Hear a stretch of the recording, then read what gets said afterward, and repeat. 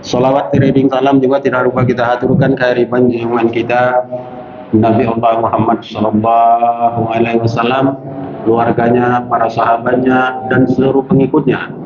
Wabil khusus kita yang hadir di depan ini, baik bapak-bapak, ibu-ibu yang mewakili dan anak semua, insya Allah dengan hidayah, inayah serta maunah dari Allah Subhanahu Wa Taala, kita akan menjalankan hidup yang singkat ini sebagaimana yang telah diajarkan oleh baginda Rasulullah Sallallahu Alaihi Wasallam.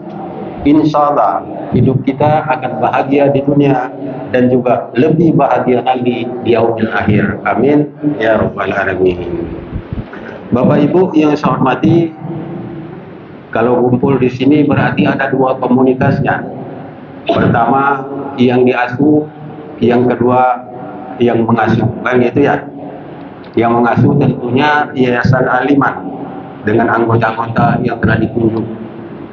Mudah-mudahan Yayasan Al-Iman yang kita banggakan di lingkungan RW 05 ini tetap jaya sampai akhir kehidupan kita semua. Karena ini salah satu jalan untuk mendekatkan diri kepada Allah Subhanahu wa Ta'ala. Karena dalam Al-Quran Allah jelas berfirman begini.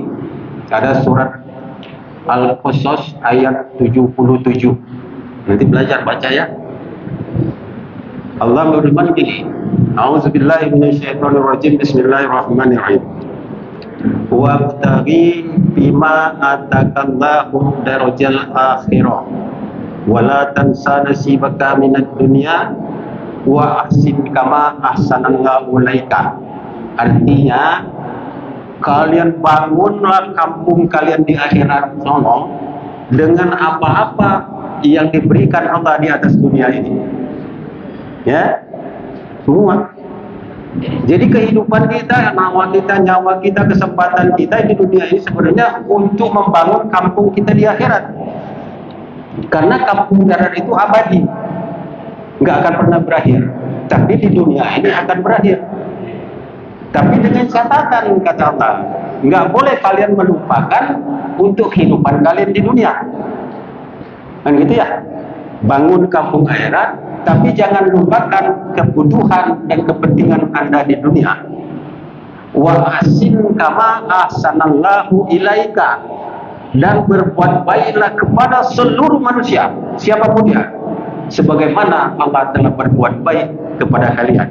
Nah, kan gitu ya. Kita suruh bangun kampung di daerah dengan fasilitas yang Allah berikan di atas dunia. Dan dunia kita urus, yang jadi kehidupan dunia dan akhirat itu harus seimbang, nggak boleh berat sebelah.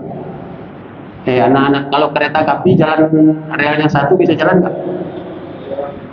Bisa? Nggak bisa ya?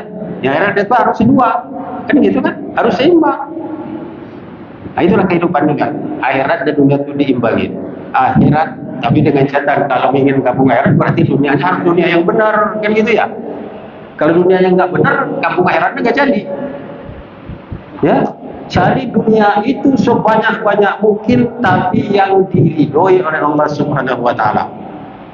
Dengan itu kampung akhirat akan terbangun. Kalau kita nggak punya apa-apa, gimana mau berbuat baik dengan manusia? Tapi jangan kecewa, karena berbuat baik terhadap sesama itu enggak melulu harus pakai satu poin. Orang bisa berbuat baik kepada manusia dengan lisannya, nasihat. Orang bisa berbuat baik kepada manusia, dia berdakwah dengan perilakunya, dengan akhlaknya. Oh, ini anak bagus ya akhlaknya. Nanti dicontoh sama orang, itu udah berbuat baik kepada orang lain. Ya kan? Ada orang bisa berbuat baik dengan ilmu yang dia miliki. Gua baru bisa belajar ngaji sedikit, lu bisa belajar nggak? Diajar baca Iqra, kan gitu kan? Udah dapat berbuat baik kepada manusia. Ada orang bisa berbuat baik dengan fasilitas hartanya. Dia berdakwah dengan hartanya, dia bantu orang, dia santuni orang, dia bantu fakir miskin dan lain-lain sebagainya. Gitu ya. Tapi harus dicari, nyarinya yang benar. Nggak boleh merugikan orang lain. Cari jalan yang diridhoi Allah Subhanahu wa Ta'ala. Nah, itu orang itu ya berbuat baik seperti itu. Nah, sekarang Yayasan Al-Iman lewat pengurusnya mewakili seluruh masyarakat di RW 05 sudah melakukan kebaikan itu sebatas kemampuan yang bisa. ya kan? Saya mau ke komunitas pertama dulu ya, kepada yang jadi pengurusnya dulu. Kalau ditanya, Pak Roni, orang nyantunan anak yatim atau orang fakir miskin dan segala macam itu hukumnya wajib atau sunnah sih kan ya? Yang namanya harta ada yang wajib, ada yang sunnah. Kalau zakat mal sampai nisab dan haulnya itu wajib. Wajib itu. Kalau dihitung emas hampir 90 gram emas lah. Punya duit segitu banyak harus keluar zakat 2,5% kan gitu. Tapi ada yang sunnah. Yang sunnah itu sedekah namanya, infak. Karena dia belum bisa bayar zakat, dia berinfak bersedekah. Ya kayak gini. Yang punya duit dia kasih infak sedekah. Kan gitu.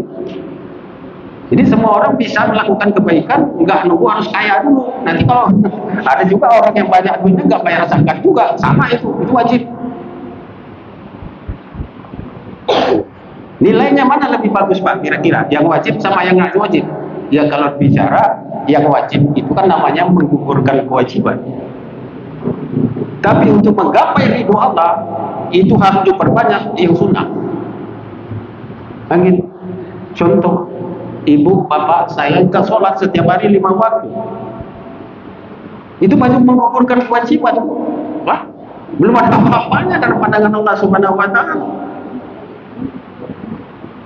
Makanya ada satu buku saya di rumah, judulnya 13 mujizat yang dilakukan Rasulullah dalam amal ibadah sunnahnya dalam kehidupan Rasulullah. Itu Rasulullah loh yang dijamin masuk surga, kekasihnya Allah.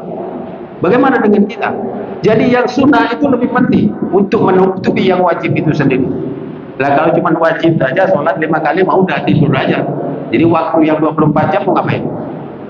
Makanya di situ ada punya duit bersedekah, berbuat baik, baca Al-Quran, berzikir. Contoh seperti itu ya, sholat sunnah.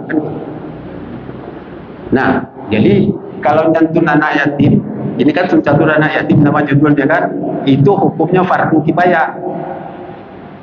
Wajib kifayah itu kalau sudah ada yang mewakili berarti sudah tertutupi. Alhamdulillah di lingkungan RW 05 ini fardu kifayah itu sudah dijalani oleh Yayasan Aliman. Berdoalah terus agar Jasliman itu tetap utuh, kompak dan jaya. Ya.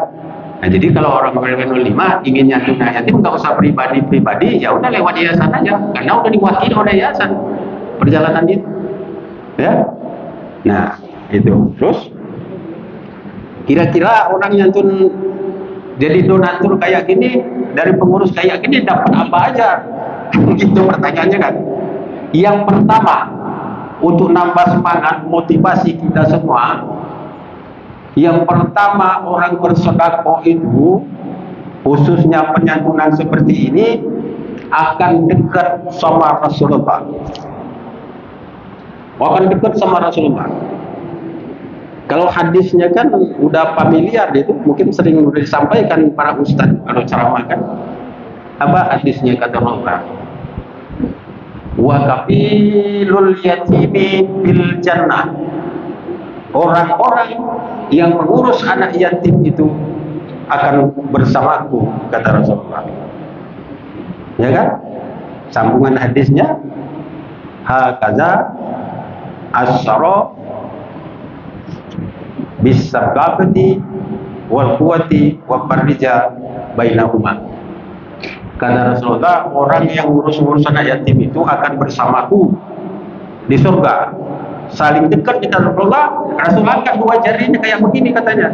Kedekatannya sama Rasulullah. Kayak jari tengah sama telunjuk. Dijerenggang sedikit gitu. Kayak gitu. Dia dapat surganya istimewa. Apa yang didapat oleh Rasulullah SAW.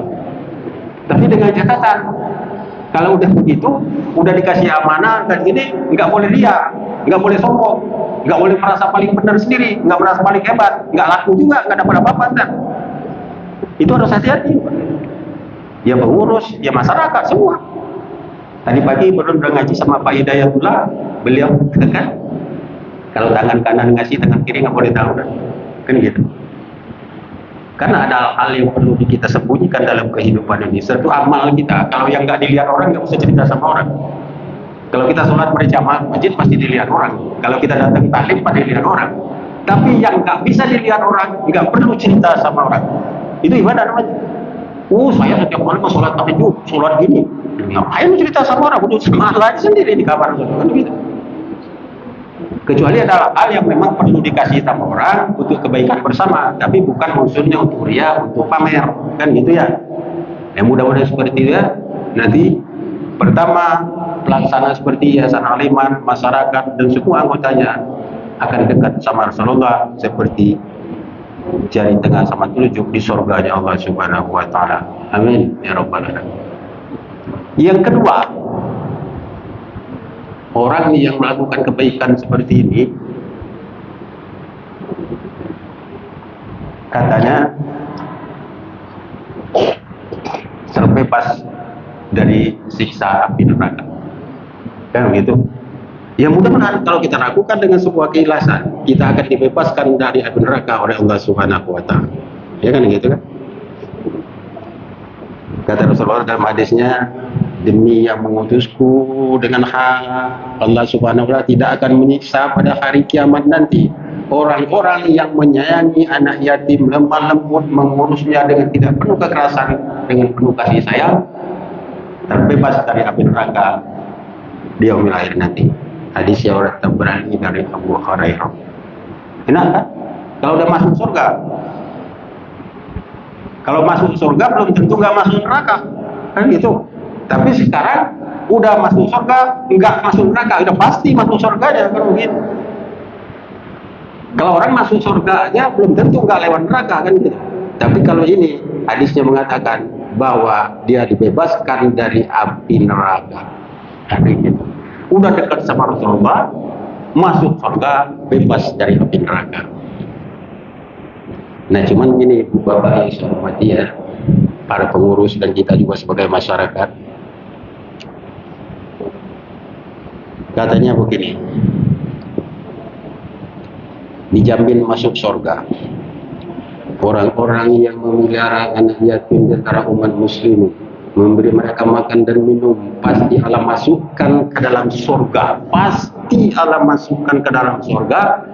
Tapi ujungnya apabila mereka tidak melakukan dosa yang tidak terampuni, dosa yang tidak diampuni oleh Allah Subhanahu wa taala. Ini perlu hati-hati, perlu waspada. Apa saja Pak Roni kira-kira dosa yang tidak diampuni oleh Allah Subhanahu wa taala? Ini harus tahu nih. Terutama pelaksana, pengurus dan kita semua, Pak Swendi ya. Apa dosa yang tidak diampuni? Kalau dosa tidak diampuni berarti semua batal, walaupun kita melakukan apapun. Yang pertama, dosa yang tidak diampuni itu adalah syirik. Anak-anak tahu nggak syirik? Udah ngerti syirik belum? Udah? Udah tahu syirik belum? Apa? Oh iya, syirik itu mencari Tuhan lain selain daripada Allah, padahal dia bertukar juga sama Allah. Itu syirik namanya.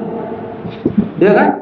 Kalau orang berdoa kan mintanya sama Allah, Allahumma Rabbatul dan seterusnya.